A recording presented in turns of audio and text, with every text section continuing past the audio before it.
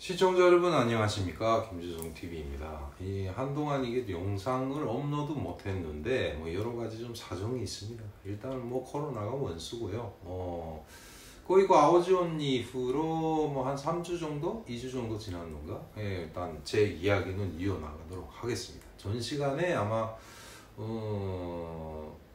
그 큰아버지가 편지 사건, 편지를 보냈는데 큰아버지가 뒤에서 몰래 우체국 소장이랑 다 관통이 돼 있어가지고 제 편지를 다 뜯어보고 따기를 맞았던 이야기를 했는데 참 속상했죠. 속상하기도 했고 그 다음에 어쩔 수 없는 운명이었죠. 그 이상의 아픔을 또 그때부터 겪게 되는 거니까 그때 당시 따기의 아픔은 아무것도 아니었다라고 말씀드리고 싶고요. 일단 그래가지고 큰아버지네 집에서 살 때 정말 정신적으로도 힘들었고 육체적으로 힘든 건 두말 않겠습니다. 결국은 학교를 졸업을 하게 되고 하던 것이 배구였으니까 도체육단, 체육단에 가게 됩니다. 체육단에 가게 되는데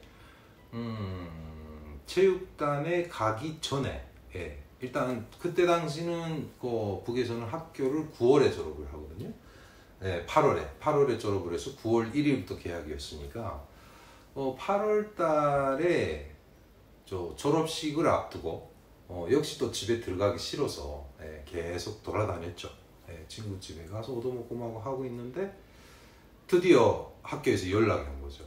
소환장, 국가 소환장이라고 해서 체육단에서 저를 스카우트했다는 통지서가 온 겁니다. 그래서 이제 합법적으로 제가 그걸 가지고 체육단에 가서 독립을 할 수 있게 된 거죠. 다시 말해서 보호자 없이도 그때 당시 만 17세 때 북한은 주민증을 주니까 어른이 됐고 그래서 이제는 그 영역에서 벗어날 수 있겠구나 라는 깊은 마음으로 갔어요. 그래서 큰아버지 집에 갔더니 그 신기한 현상들이 일어난 거죠. 일단 제일 먼저 눈에 띈 게 집안에 들어가니까 일본제 고급 그런 과자라든가 사탕, 초콜릿 이런 것들이 있더라고요. 이게 또 어디서 난 건가? 라고 생각을 했는데 또 두 번째 충격은 뭐냐면은 당시에 아디다스 체육복, 줄이 섭줄가고 제가 입었던 건데 그거 아버지께서 결국 보내주신 건데 후에 알게 되는 거죠. 그거를 우리 사촌 형님이 그걸 입고 있는 거예요. 아주 멋있는 걸. 그래서 저건 뭐지? 뭔가 낌새가 이상하다 해서 있는데 내 눈치를 보더니 큰어머님이 야 너네 사촌 형이 일본에서 왔댔다라는 이야기를 하는 거죠. 누구요? 그러니까 누구라고 해요. 그래서 근데 왜 나한테 안 알려준다? 네가 어디 간 줄 알고 라고 했는데 후에 알고 보니까 저는 의도적으로 안 데려갔어요. 제가 아무리 돌아다니기로서니 어느 누구네 친구네 집에 있다는 건 딱 알고 있었거든요. 근데 연락을 안 했더라. 그래서 지네 가족끼리만 가서 당시 면회장소로 됐던 것이 사리원시에 있는 38여관이라고 해서 아마 3월 8일 날에 건설이 된 거라서 아마 3월 8일 날에 김일성이가 그 호텔을 찾아가서 일단 38 호텔이라고 돼요. 사리원시에 있는데 그것이 면회장소였는데 왜 거기로 지정이 됐냐면 일본에서 당시 70년도 말에 일본에 있는 조선대학교 아시죠? 조선대학교 졸업생들이 북한의 수학여행차로 북한으로 오게 됩니다. 근데 그게 우리 사촌 형님이 일본에서 같이 뛰어놀았던 사촌 형님 저보다 5살인가 6살 위인데 형님이 오신 거죠. 그 수학여행으로. 왔다가 결국은 나는 당연히 오겠지라고 했는데 내가 안 나타나서 서운한 마음을 가지고 돌아갔다고 하더라고요 후에. 아무튼 그래가지고 요간에 갔다 온 거죠. 갔다 와서 그 다음에 그런 것들이 생긴 겁니다. 근데 체육복은 당시 우리 아버지께서 내가 학교에서 배구를 한다고 하니까 체육을 한다고 하니까 그거를 아디다스 체육복을 보내주신 거예요. 근데 그걸 사촌 형이 내가 없다 보니까 마음에 드니까 자기가 입고 있었던 겁니다. 그 다음에 순간 그때는 좀 어느 정도 기가 눌려 있을 때가 아니니까 아, 형 벗으라고 이야기했어요. 야, 좀 입자. 아니, 벗으라고. 그거 누가 보낸 건데? 우리 아버지 보낸 거 아니냐. 그랬더니 큰어머니가 옆에서 벗이다가 안 되겠던지, 야, 벗어주라! 뭐 이런 식으로 이야기해요. 그래서, 에이, 뭐 이러거나 말거나, 뭐 이젠 됐다. 어차피 뭐, 초콜릿이 문제가 아니라, 체육복도 문제가 아니라, 아, 난 나가겠다. 이제 뭐 이 소환장도 받았겠다. 난 갑니다. 체육단에. 내 짐을 달라고 하니까, 뭐 내가 일본에서 가져왔던 옷가지들은 하나도 못 입죠. 엄청 키가 컸으니까. 그래서 두루두루 누가 입던 건지 모르겠지만 또 우리 아버지가 입었던 건지 잠깐 뭐 트렌치 코트가 당시 있었어요. 그래서 코트를 하나 걸치고 베이지색이었는데 그 다음에 그 사이에 아버지가 보내줬던 뭐 바지라든가 거의 다 일본제죠. 그러니까 당시 그런 일제 옷을 입고 다니는 것 자체도 신기했어요.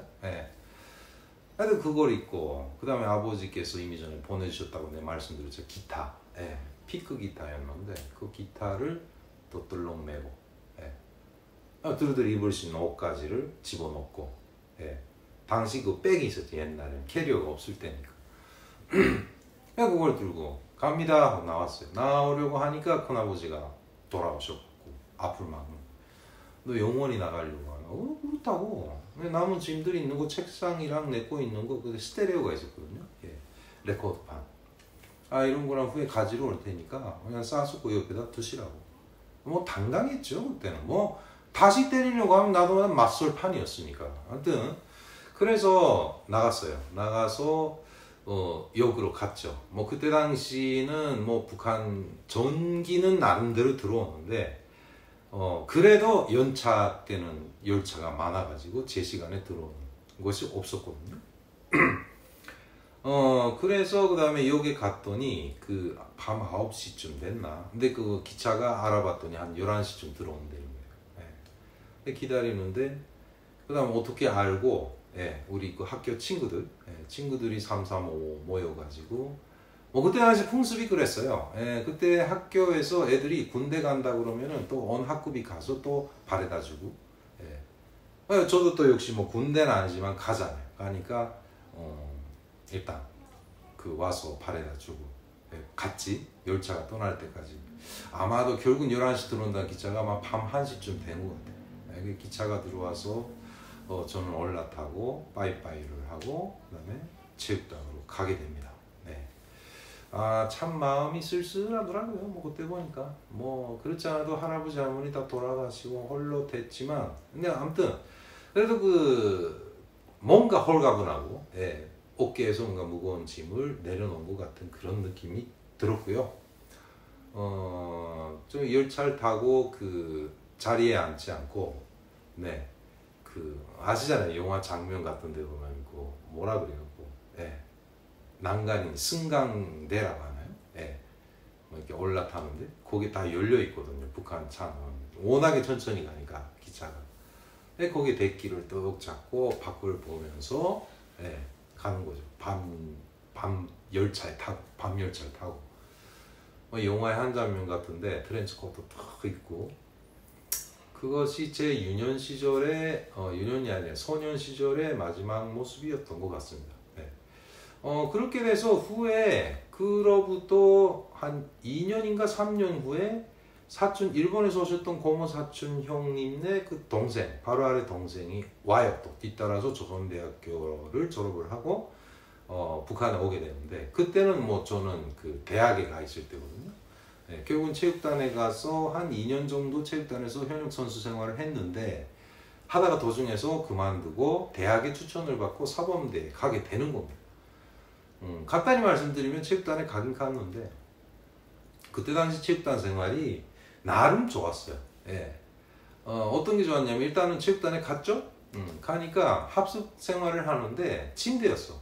침대인데 그 8mm 철근, 뭐 황강이라고 하기 철근으로 만든 침대 틀에다가 프레임에다가 그 벽교를 넣은 매트레스, 그걸 깔아놓고 거기다 모포 놓고 거기서 큰 방에다가 들어갔는데, 문제가 뭐냐면 체육단에 가긴 갔는데 제가 스카우트 때 간 것이 남자 배구팀이 아니라 남자 농구팀에 스카우트 된 거예요.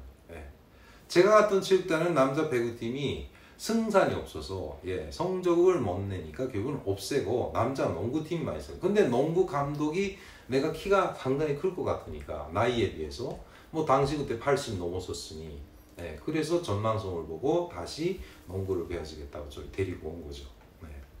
아무튼 저는 집에 있기 싫었기 때문에 또 가게 됩니다. 그래서 거기에서 합숙 생활을 시작을 했는데 먹는 게 그때 당시 80년대, 79년도죠. 79년도, 78년도인데 상당히 체육단 그 식단이 좋았어요. 뭐 그때 당시 그 북에서 만든 빵도 주고요. 뭐 훌레브라고 이게 러시아 말로 막 훌레브라는 소리도 하고 있었는데 그 다음에 죽도 주고 아침에 찹쌀죽. 그 다음에 버터가 있었어요. 버터, 북한산 버터. 뭐 일단 뭐 그 어느 목장에서 생산을 한 건데 되게 애려요. 그래도 맛있더라고. 이거 버터도 있고 그 다음에 황탕, 이 고운 그 설탕 있잖아요. 설탕 가루도 밥에다 뿌려줘요 아침에. 그 다음에 뭐 여러 가지 오리도 통오리를 한 마리씩 주기도 하고 오리를 막 이게 이 기름에 튀긴 거니까 그러면 또 프라이드 치킨 비슷하게 오리를 기름에 튀겨가지고 식단에 올리기도 하고. 근데 왜 그러냐 했더니 그걸 늘 주구장창 주는 것이 아니라 북한이 그 언젠가 제가 말씀드렸던가요? 국내 리그전이 1년에 전문 체육선수단은 2번 있어요. 그러니까 9월에 열리는 공화국 선수권대회라고 해서 국내 선수권이 있고 그 다음에 4월 16일 3번이다. 그 다음에 2월 16일 뭐 누구의 생일인지 아시잖아요. 그래서 백두산상 그 다음에 만경대상 김정일이 생일을 그 기념을 해서 하는 것은 백두산상이고 그 다음에 4월 15일 날 김일성 때는 만경대상 이렇게 3번의 리그가 있는 거죠. 일단 그 경기 전이 되면 식단이 바뀌어요. 그래가지고 당시에 8원 50전 북한 돈으로 환산을 해서 8원 50전에 국가 노르마가 공급이 됐어요. 그래서 뭐 그때 당시만 해도 뭐 장마당 뭐 이런 그 암시장이 없을 때니까 뭐 그때 있었던 건 농민시장이죠. 농민시장이라고 있었던 것이 후에 암시장으로 바뀌어가는데 그러니까 국가 공급 체계가 수급이 그대로 돌아갈 때니까 뭐 육류라든가 이런 것도 육류 가공 공장에서 다 체육단에 공급이 됐고 버터나 우유 뭐 이런 것들 다 있었어요. 나름대로 그 배가 골치 않고 좋았어요. 선수 생활을 시작했는데 배구 하던 놈이 농구를 다시 시작을 하자니까 꽤 힘들었죠. 그러니까 재미가 없는 거죠. 나 뭐 아시다시피 배구는 이렇게 네트를 하나 놓고 이게 양쪽이 갈라져서 비교적 신사적이잖아요. 근데 농구는 부딪히고 뭐 하는데 아무튼 그 농구 볼 공, 북한 볼이라고 하는데 이게 볼을 갖다 막 바운딩부터 시작해서 하나하나 배워나가게 되는 거죠. 일단은 배구를 하다 보니까 점프력이 좋다. 이게 평가를 받고 일단 뭐 감독이 당시 감독, 북한에서는 그때 당시 감독이라고 안 부르고 지도원이라고 불렀어요. 지도원 동지라고. 그걸 하나하나 배워 가기 시작했죠. 아침 6시 기상해서 조기 운동을 하고 그 다음에 또 오전 연습을 하고 훈련을 하고 나 오후 또 점심엔 또 밥을 먹고 또 무조건 오침을 시켜요. 한 1시간 2시간 정도 오침을 하고 오후 훈련을 하고 그 다음에 또 몸을 씻고 또 저녁에 또 야간 훈련하고 뭐 이런 일과죠. 하다가 경기가 진행됐다 하면 우리는 그 후보 선수들이잖아요.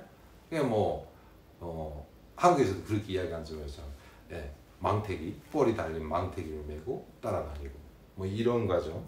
이런 것이 지속되면서 한 1년 정도는 갔던 것 같아요. 근데 갔는데 역시 그 당시에도 체육 부문과 예술 부문에는 저처럼 제일교포분들이 많았습니다.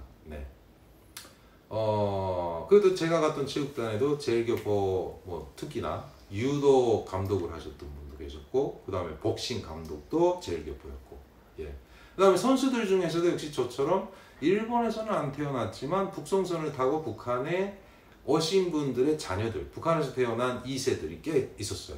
그래서 거기서도 역시 같은 제일교포네, 그러니까 일맥상통 해가지고 좀 친하기도 하고.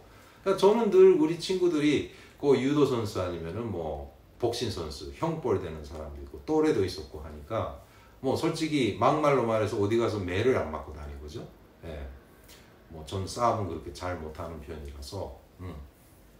하여튼 그렇게 해서 독신 생활이 시작이 됐습니다. 되었는데 여러 가지 에피소드들이 많죠. 북한이 전문 체육 선수인데 직업군의 체육 선수인데도 어떤 경험들을 하게 되는지, 그리고 그 과정에 또 우리 사촌 형님을 다시 일본에서 온 사촌 형님 직접 만났을 때 어떤 일이 있었는지 다음 시간 또 이야기를 이어가도록 하겠습니다. 네, 한동안 영상을 업로드 못해서 참 죄송하고요. 짬짬이 사실 제가 좀 또 그 베나TV 쪽에 상근을 하게 되면서 좀 일도 많아지고 시간도 없어지고 여러 가지 사정이 있습니다. 네, 그래서 오늘도 우리 집에서 찍게 되었고요. 그러나 꾸준히 응원해 주시는 분들께 다시 한번 감사하다는 인사를 드리겠습니다. 안녕히 계십시오. 김일성TV였습니다.